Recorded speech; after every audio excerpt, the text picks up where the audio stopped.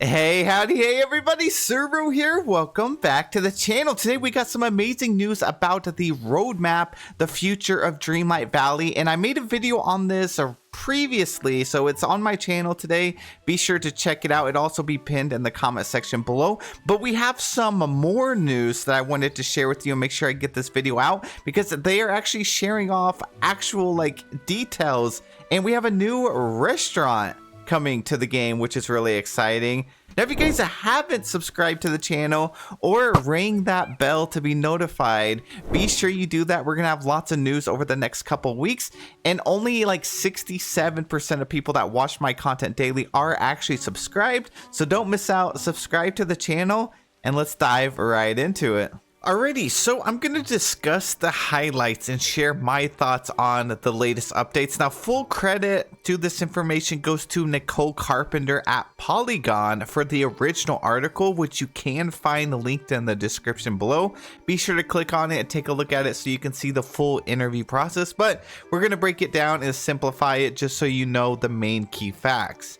So first up, we have Tiana from The Princess and the Frog is joining the valley, and with her, we get a brand new restaurant called Tiana's Palace. This is really exciting because we not only have Remy over here, but we're gonna have a second restaurant in the valley. This is something we've been wanting for a while, and it is now officially confirmed.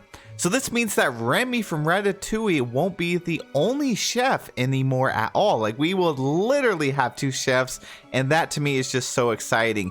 Now, Tiana's Palace will feature a unique 1920s New Orleans inspired decor.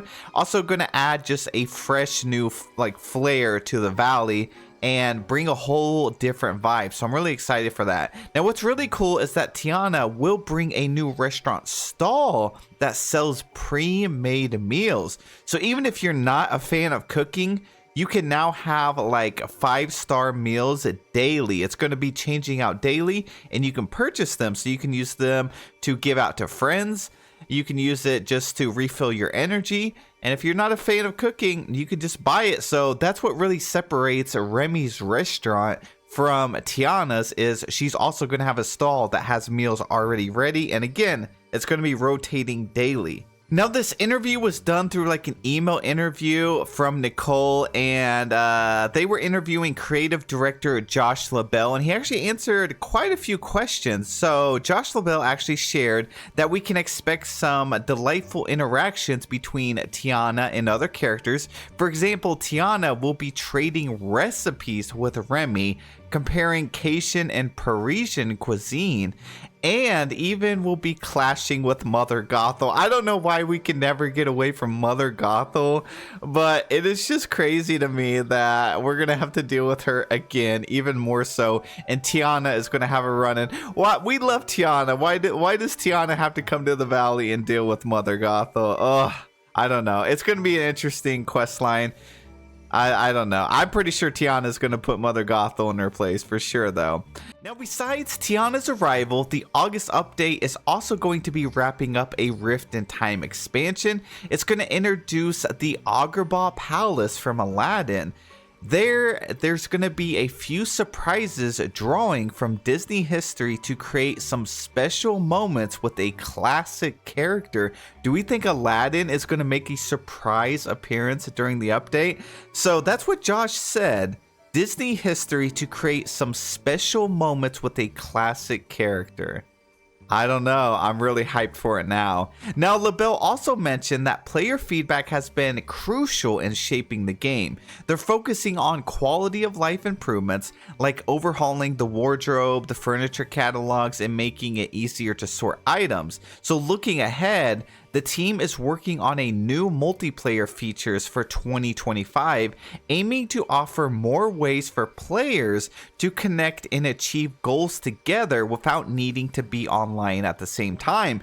So yeah, Josh pretty much in the interview was explaining that they know some players really love multiplayer and some players don't. So they want to kind of merge them together where you can still play by yourself while also doing some multiplayer features, but you don't have to be online at the same time as other people or even really interact with them face to face.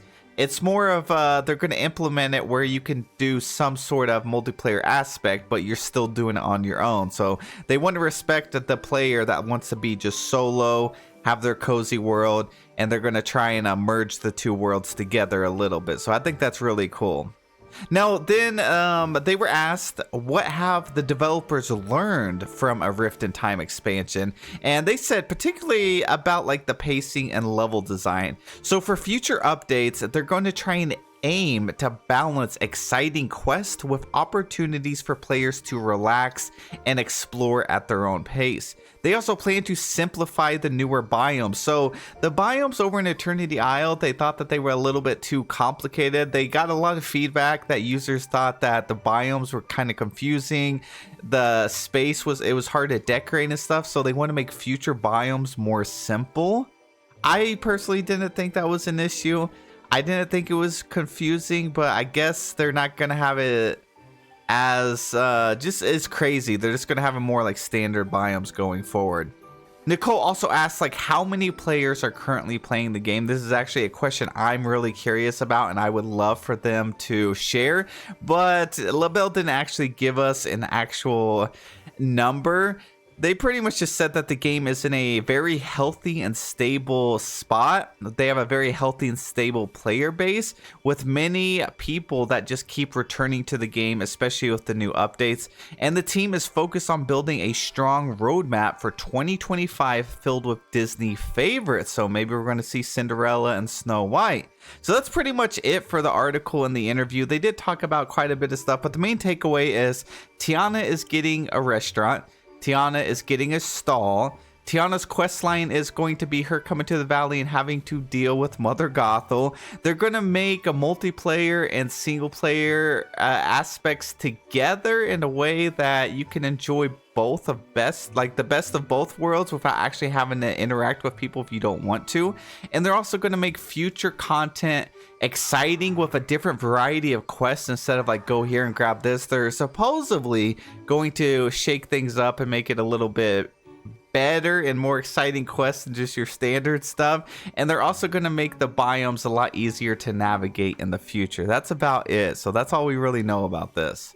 Now, if you go over to Reddit, there's many posts like this where you can get other players' opinions. They also talk about the new Polygon interview, confirms Tiana's restaurant will sell pre-made meals. We have a lot of users that have some opinions, so let's take a look at this. We have SA Independent 3978 here. They said this article has lots of good news in my opinion. I hope they follow through with everything they're saying here. No shade to Gameloft, but I've been burned by companies before. Some other points that stood out to me. So some of these were quotes too, but they said, this year has reaffirmed for us how important it is to commit resources to improving our existing features and making the game a smoother experience. He talks primarily about quality of life features, but I'm guessing this is also a tactful way of saying that they've heard our feedback on taking time to fix the glitches. Because I can't imagine anyone would want to say in an interview meant to promote a game, we have too many bugs in this game. I agree. So it does look like they've really acknowledged that the game is in a very buggy state. And they're going to try and like dial back on the content just a little bit in the near future so they can fix the stuff and then go like, you know, full power into just giving lots of content starting next year. So I think they're trying to use the second half of this year to kind of fix the way the game is, which is what's needed.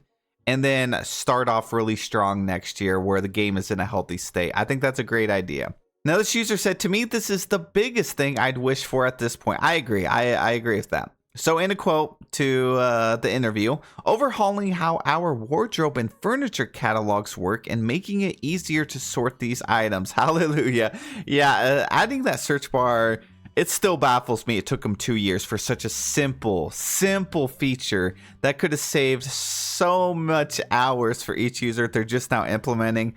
Gameloft, I'll never understand you for that, but thank you so much for finally adding it.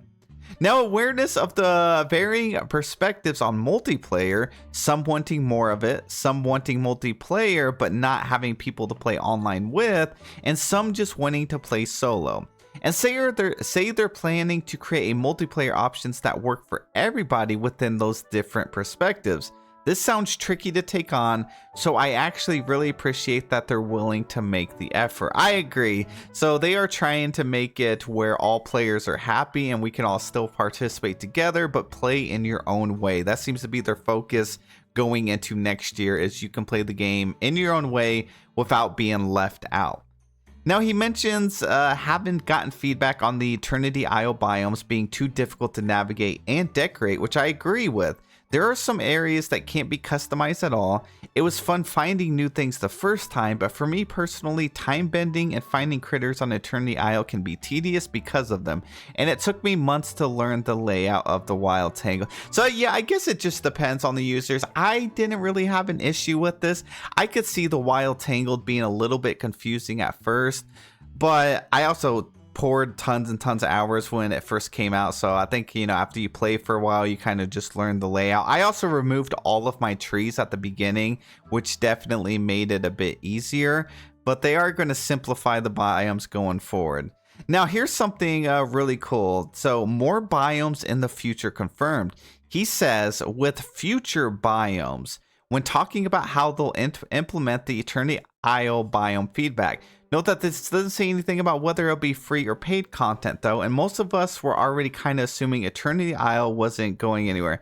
So yeah, I think we have another expansion coming out, honestly, in probably December again this year, maybe early next year, but I do think it's going to be coming out in December. So that's why I say definitely save up your pennies, trying to save up about 30 USD or so for the expansion. I'm assuming that's about how much it's going to cost, and if you're interested, you have quite a few months to save up for that. Now, personally, so long as they stick to this, especially about the glitches and quality of life, I'm happy to buy annual DLCs and even some moonstones once in a while to support the game's continued development. So I completely agree with that. I don't mind spending about $30 a year if we get a good size expansion with multiple characters. Now, one thing that's really going to make me decide if Rift of Time was worth it is if they surprise us with Aladdin at the end. I think that's going to be awesome. I mean, it's worth it regardless, but I mean, like, something I would definitely recommend to other players is if we get another surprise character. You know, we ended up getting 3 parts of the DLC, then that would be really exciting. So here is the roadmap that they released today. We're getting Tiana here. She looks pretty good. It looks like her house is over here. Now we're getting a showcase stream in November, which is where I think they're going to talk about next year and also give us another roadmap and possibly share off the next DLC. And then late 2024, which looks like it's going to be definitely in December, is Stitch a New Mystery Together. So that's what we have. And then it shows off Sally right here. This is the last part for a Rift in Time. So here in August, we have foil Jafar schemes and fix the Rift in Time. So this is what it looks like we have throughout the rest of the year. Timon and Pumbaa, they are just going to be coming into the Lion King realm that we already have. And like I said, I'm kind of thinking that they're going to roll together. Like, I don't know if they're 2 separate characters that's going to be on their own in the valley.